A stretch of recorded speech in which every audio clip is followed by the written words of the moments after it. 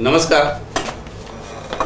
निवडणुकीचे प्रचार जोर धरू लागले आहेत आणि शेवटच्या टप्प्यात प्रचार आलेले आहेत. असं असताना काँग्रेसचे उमेदवार नवीनचंद्र बांदिवडेकर यांना उमेदवारी काँग्रेसकडून मिळालेली आहे. काँग्रेसच्या वतीनेही प्रचार सभा होत आहेत आणि त्या अनुषंगाने महाराष्ट्र प्रदेश काँग्रेसचे सचिव इब्राहिम दलवाई साहेब आज आपल्या स्टुडिओत हजर आहेत. आपण त्यांना प्रचाराची दिशा म्हणा किंवा बांधणी म्हणा किंवा निवडणुकीत असणारी त्यांची धोरणं हे जाणून घेणार आहोत त्यांच्याच तोंडून. स्टुडिओमध्ये बेस्ट टीव्ही आणि बेस्ट वार्ता परिवारातर्फे प्रथम मी त्यांचं स्वागत करतो. नमस्कार दलवाई साहेब, तुम्ही आमच्या स्टुडिओमध्ये आलात, आभारी आहोत. सुरुवात हा पक्ष अतिशय जुना आणि पहिला पक्ष आणि ज्यानं 60 वर्ष तब्बल जवळजवळ 60 वर्ष सत्तेत आपली घालवलेली आहेत आणि विकास म्हणा किंवा हा देश चालवला आहे चांगल्या पद्धतीने. पण काही अंशी आत्ता जर आपण बघायला गेलो तर भाजपची लाट असेल, शिवसेनेची कोकणात लाट असेल, महाराष्ट्रामध्ये असेल, हा पक्ष कुठेतरी प्रचारात कमी पडलेला दिसतोय आत्ताच्या घडीला. काय सांगा? आपणास सर्व भारतीय जनतेला याची कल्पना आहे की गेली 5 वर्ष राहुलजी गांधी यांनी जी प्रचार यंत्रणा राबवली आहे ती ज्या पद्धतीने राबवली आहे त्याच्यातून आपल्या सर्वांच्या लक्षात येईल की नरेंद्रजी मोदी यांना आजच्या स्थितीमध्ये नकोसं करून ठेवलेलं आहे आणि त्याने त्यांच्या संपूर्ण प्रचार यंत्रणेमध्ये ते अत्यंत थकलेल्या अवस्थेत असे आहेत की त्यांना हा संभ्रम निर्माण झालेला आहे की या पुढच्या काळामध्ये काँग्रेस आणि त्यांचे आघाडीचे सर्व सदस्य त्यांची ही सत्ता उलथवून टाकतील अशा पद्धतीचं वातावरण निर्मिती आज स्थितीला झालेली आहे. पण ह्या 2014च्या निवडणुकीमध्ये जी मोदी लाट होती आणि त्यामुळे काँग्रेसला पराभव पत्करावा लागला, बहुमताने मोदी सरकार स्थापन झालं. काय त्रुट्या राहिल्या त्यावेळेला असं तुम्हाला वाटतं? एवढा मोठा पक्ष ज्याने इतकी वर्ष आपली सत्ता गाजवलेली आहे आणि मग हे असं का घडलं? कुठे कमतरता झाली? खऱ्या अर्थाने ज्या काँग्रेस पक्षाने ज्या योजना राबवल्या त्या सर्वसामान्यांसाठी राबवल्या होत्या, परंतु ज्या पद्धतीने राबवल्या गेल्या, मनमोहन सिंग सारखे आर्थिक तज्ज्ञ जे जागतिक पातळीवर त्यांनी आपला संपूर्ण आयुष्य व्यतीत केलं, अशा एका अर्थतज्ञाने या देशाची घडी बसवण्याचं काम केलं आणि त्या अनुषंगाने ह्या देशाचा विकासही होत होता. परंतु विरोधी पक्षाने एक असं षडयंत्र रचलं की जेणेकरून या संपूर्ण आमच्या यंत्रणेला कुठेतरी अडचणीत आणावं आणि त्या दृष्टीने त्यांचं जे धोरण होतं त्याच्यामध्ये आम्ही कमी पडलो हे जरी असलं तरी सुद्धा मनरेगासारख्या किंवा अगदी अत्यंत चांगल्या पद्धतीच्या योजना ज्या राबवल्या गेल्या त्या याच्यातून संपूर्ण देशामध्ये एक गरिबांचं सरकार अशा पद्धतीचं वातावरण निर्मिती झाली होती.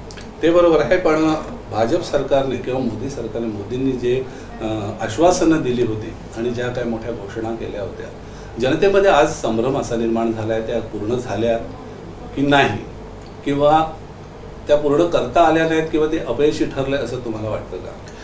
खऱ्या अर्थाने मोदीजी आणि ज्या वेळेला वाजपेयीजी यांची जर तुम्ही तुलना केली तर हे लक्षात येईल की थापेबाजी जी आहे या देशामध्ये ती मोदीजींनी प्रस्थापित केली आणि जे आजपर्यंतच्या ज्या योजना त्यांनी ज्या काँग्रेसने अस्तित्वात आणल्या होत्या त्याची नावं बदली करून त्या योजना राबवण्याचा आजपर्यंतचा त्यांचा प्रयत्न चालू आहे.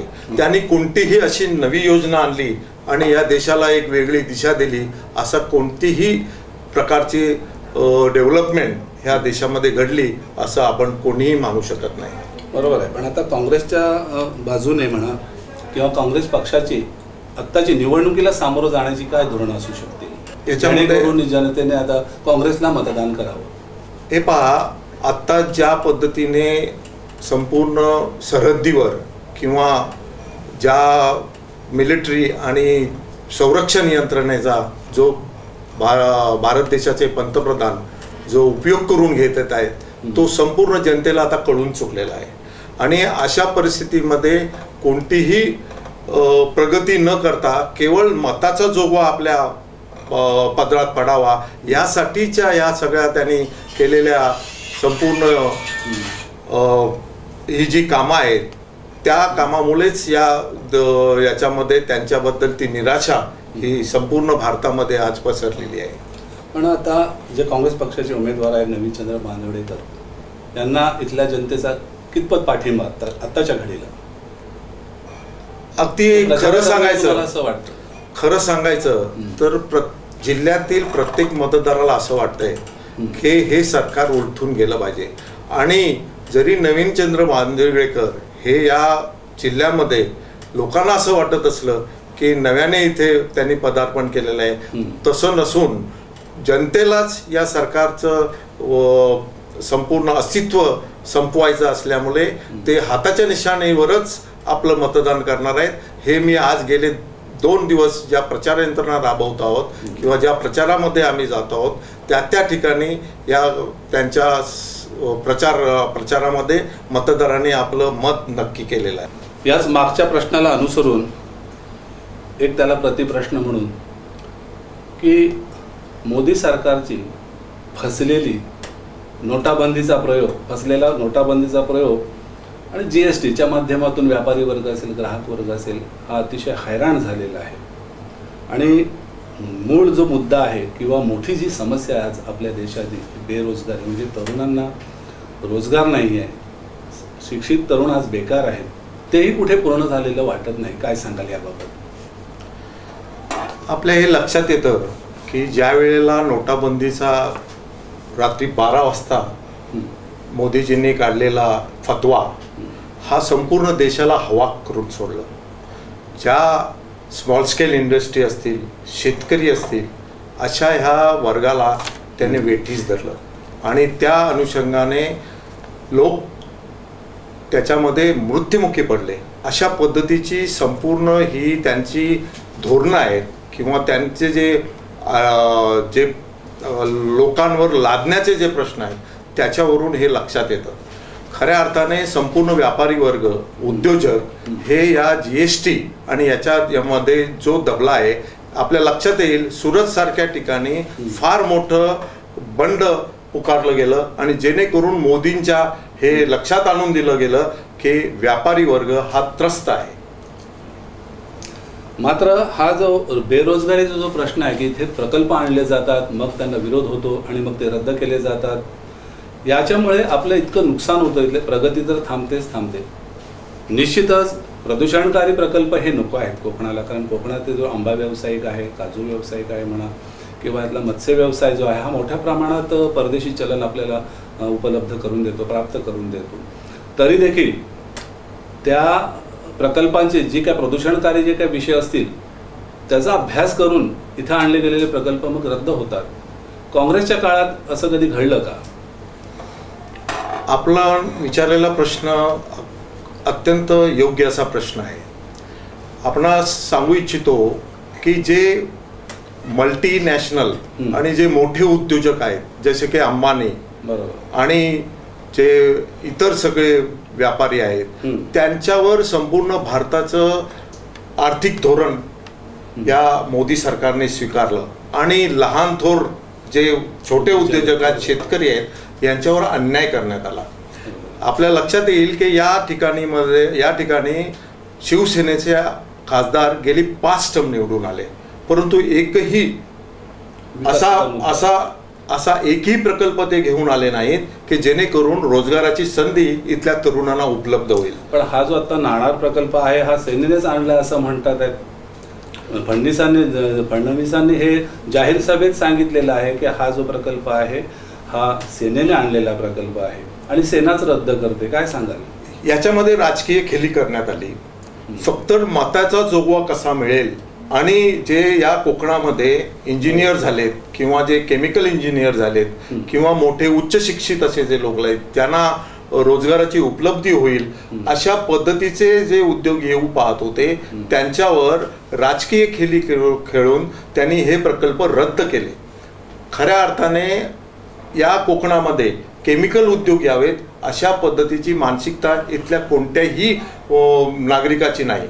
परंतु हे प्रकल्प न आणता वेगळ्या पद्धतीने मग इंजिनिअरिंग कॉलेजेस, इंजिनिअरिंगचे प्रकल्प असोत किंवा वेगवेगळ्या फलोद्यानाचे प्रकल्प असोत, अशा या संपूर्ण कॅलिफोर्निया असं म्हटलं जात होतं पूर्वी की हे घडू शकतं कोकण, अशा पद्धतीचं अंतुले साहेबांनी आमच्या काँग्रेसच्या असं धोरण अवलंबिलं होतं.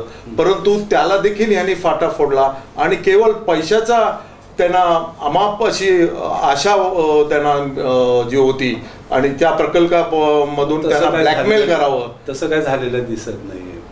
तसं त्या पद्धतीने ब्लॅकमेलची पद्धती अवलंबून त्यांनी हे प्रकल्प आता रद्द केलेले आहेत. मात्र हे रद्द केले जरी असले तरी कोकणचा कॅलिफोर्निया म्हणताय तुम्ही की कोकणचा कॅलिफोर्निया होईल नाही होईल ते पुढचा प्रश्न, पण ही स्वप्न आहेत. काँग्रेस पक्ष ही स्वप्न पूर्ण करण्यासाठी काय पावलं उचलले? हे पहा, आपल्या लक्षात येईल ज्या वेळेला काँग्रेस सरकार किंवा राष्ट्रवादी आघाडी सरकार होतं, शरद पवारजींनी शेतकरी मंत्री होते संपूर्ण महाराष्ट्र, संपूर्ण भारताचे.